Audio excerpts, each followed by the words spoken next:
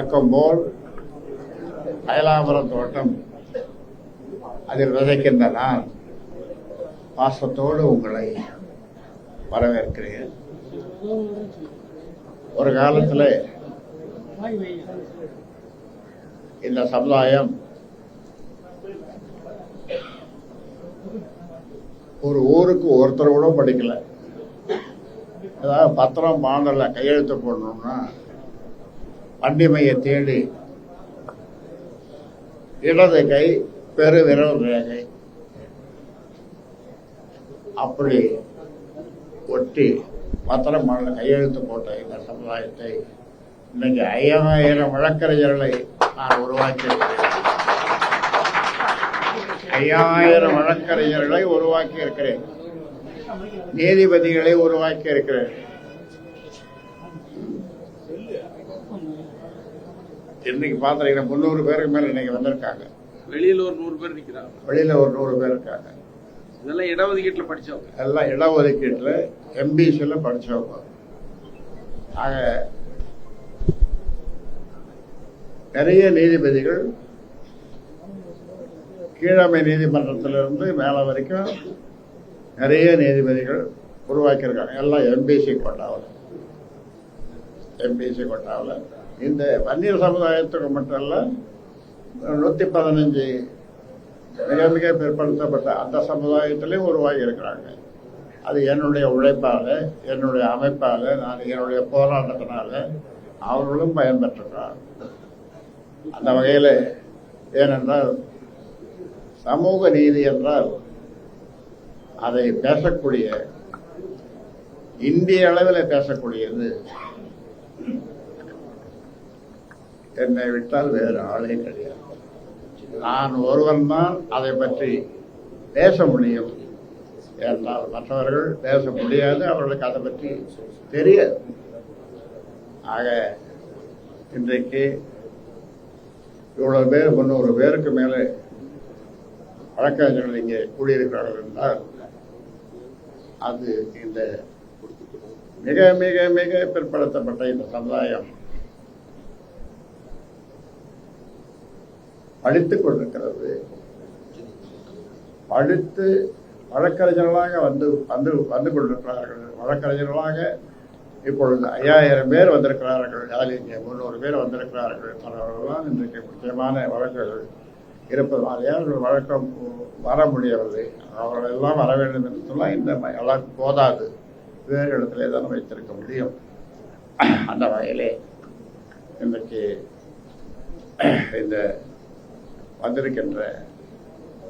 இங்கே வந்திருக்கின்ற வழக்கறிஞர்கள் மேலும் மேலும் அவர்கள்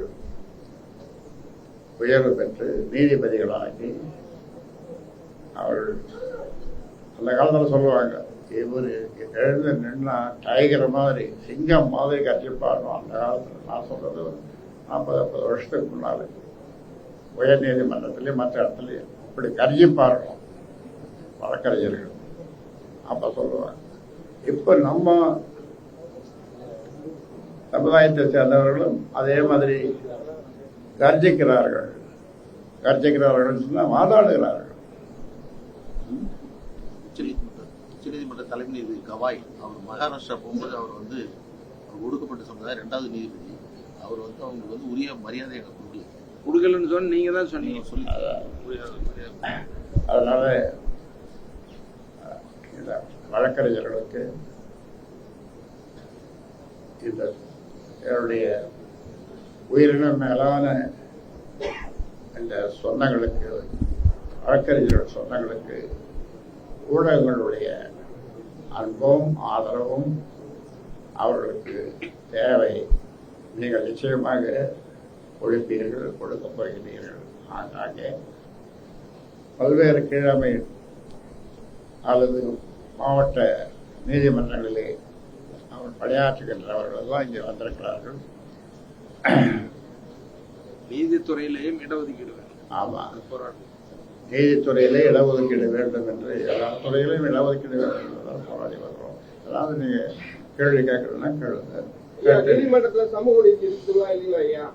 நீதிமன்றத்தில் சமூக நீதி இல்லையே.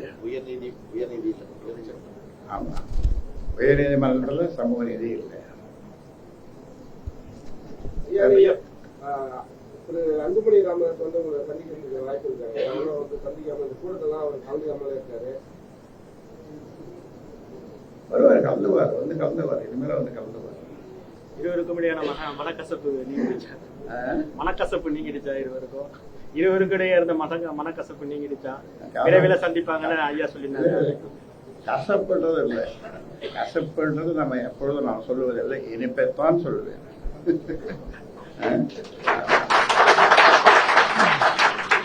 இனிப்பான செய்திகளைத்தான் உங்களுக்கு நான் இதுவரை சொல்லியிருக்கிறேன். கிட்டத்தட்ட 35 வாரம் வியாழக்கிழமை நாம கூடினோமா இல்லையா? அந்த 35 வாரம் வியாழக்கிழமையில நான் இனிப்பான செய்திகளைத்தானே உங்களுக்கு சொல்லியிருக்கிறேன். கசப்பான செய்திகளை நான் டாக்டராக இருந்தாலும் கசப்பு மருந்து கொடுக்கறதில்ல, இனிப்பான மருந்து தான் கொடுப்பேன். சரியா? சரி, நீ கிளம்பலாம். இப்ப நீச்சல் அடிக்கிற மாதிரி ஒரு வீடியோ இப்ப வைரல் ஆயிட்டு இருக்கு. அதை பத்தி என்ன நினைக்கிறீங்க? சிங்கத்தின் கால்கள் பழுதுபடாதுன்னு சொல்லியிருந்தீங்க போன தடவை. அதை வெளிக்காட்டுற வகையில அந்த வீடியோ வெளியாயிருக்கு. அது ஏதோ ஒரு பாட்டு, சிங்கத்தின் கால்கள் பழுத்து, இந்த ஒரு ஐயர் சுப்பிரமணிய ஐயர் எங்கள் கட்சியில் மாநில துணைத் தலைவர் திருத்துறைப்பூண்டி அவர் ஒரு பாட்டு பாடினார். ஐயா, சிங்கத்தின் கால்கள் பழுதுபட்டாலும் சீற்றம் குறைவதில்லை அப்படின்னு சொன்னார் என்கிட்ட. எனக்கு தப்பா சொல்றீங்க. சிங்கத்தின் கால்கள் பழுதும் படல, சீற்றமும் குறையில, அதிகமாக தான் ஆயிடுது. சீற்றம் அதிகமாக ஆயிடுது, கால்கள் பழுது படல.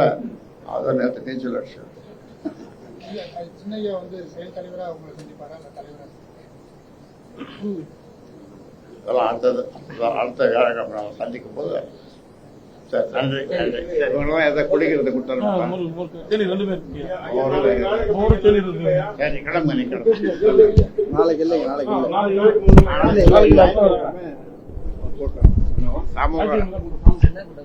சமூக முன்னேற்றத்துக்கு அந்த கூட்டம். சரி. நன்றி.